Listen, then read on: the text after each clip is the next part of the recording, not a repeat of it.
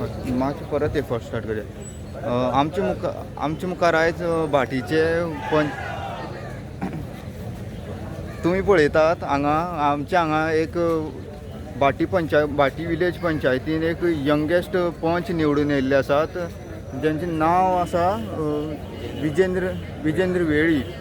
तर पळोवया तेंचे विजन कशें आसा तें निवडून येयल्ले कारणान.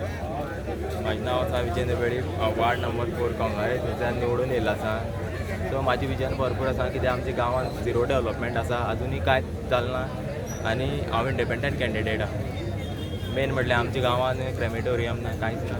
क्रेमेटोरियम आनी मेन बालवाडी इश्यू आसा, तो हांव बेगींतल्या बेगीन सॉल्व करतलो.